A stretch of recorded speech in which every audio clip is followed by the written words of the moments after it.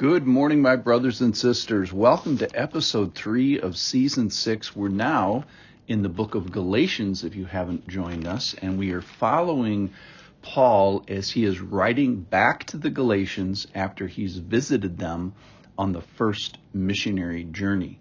So, for those of you who have been with the podcast, we've been walking through the book of Acts. Now, the book of Acts talks about the first missionary journey, then the second, then the third, and then Paul going to Rome and getting shipwrecked a bunch of times.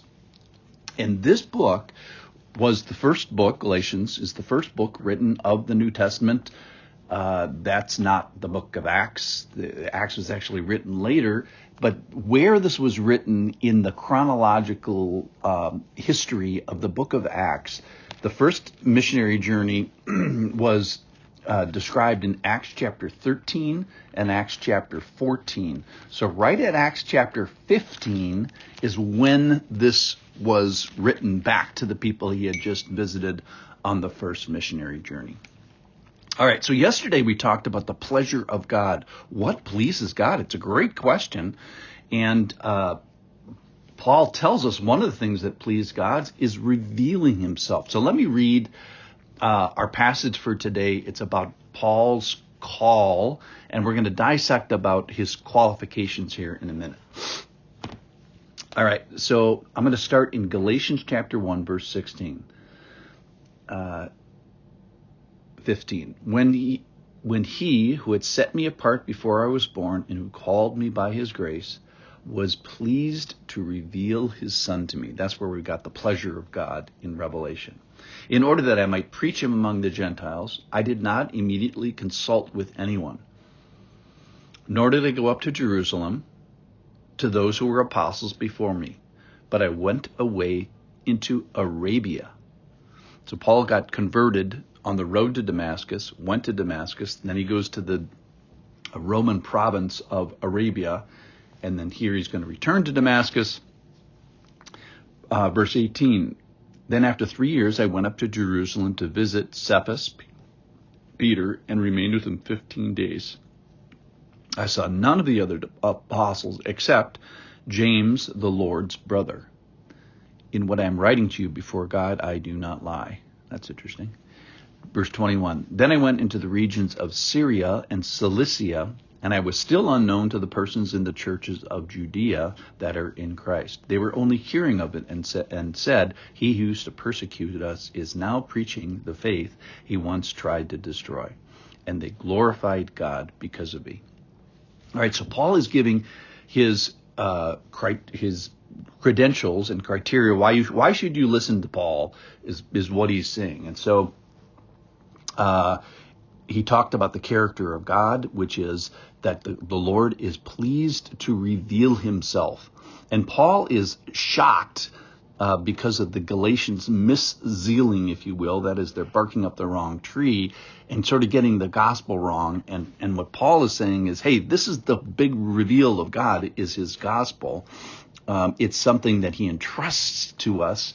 And it's the grace. Another word for the gospel is the grace given me.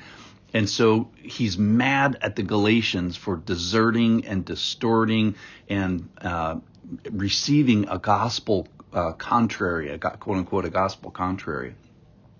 So Paul is going to say, here's the gospel. It's revealed by Jesus. It's revealed by the Spirit of Jesus. And it comes to us under the banner of the Lord's pleasure. God is pleased to do this, and we probably should listen to it. All right, so the question that the Galatians are asking, it really is a good question, which is, hey, how Jewish am I still? Or if I became a believer from a Gentile tradition, how Jewish do I need to be?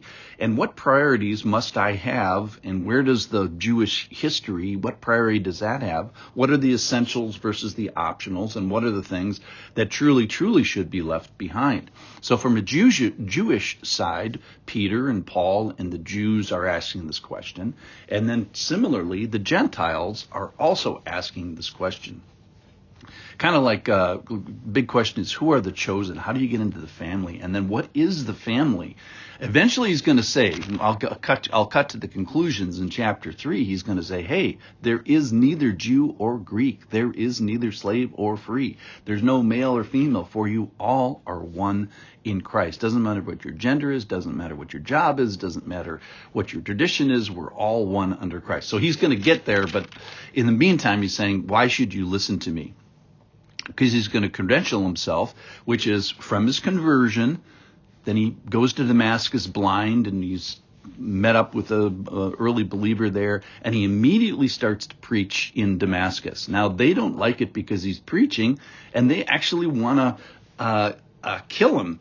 And we find out that it's King Aretas who left his administration in 40 A.D., and remember, this is when he had to be let down from the wall of Damascus. Then he escapes into Arabia. He's there for about 1,000 days.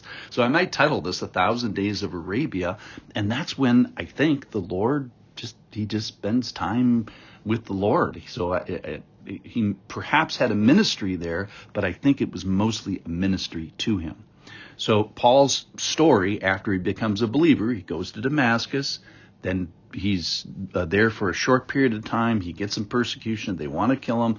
He spends 1,000 days in Arabia, 3 years of, I think, God revealing himself. Then he goes back to Damascus. And then finally, he goes to Jerusalem. Well, the bad news is they want to kill him there in Jerusalem, too. And the Hellenistic Jews, they don't like what they hear from Paul, and they try to kill him there. So he's there for about 15 days meeting with Peter, and then he goes to Syria and Cilicia. So this is hundreds of miles away, back in his hometown, and he's there for like 7 to 13 years, something like that, which takes us right up to the first missionary journey. So he doesn't have much apostle contact. In fact, he tells you how many he has, 15 days of apostle contact in that 14-year period of time. He has a ministry, and he has the revelation of God. So why should you listen to Paul? I think it is because I went away to Arabia. I had the revelation of God. I've already had a long, seasoned ministry by the time we get to this particular problem, which is how Jewish do I need to be? All right. Thanks for listening. We have now the qualifications of Paul, or at least some of them. And then tomorrow we're going to talk about what he's doing to address this problem of how Jewish I should be. Thanks for listening. I'll see you tomorrow.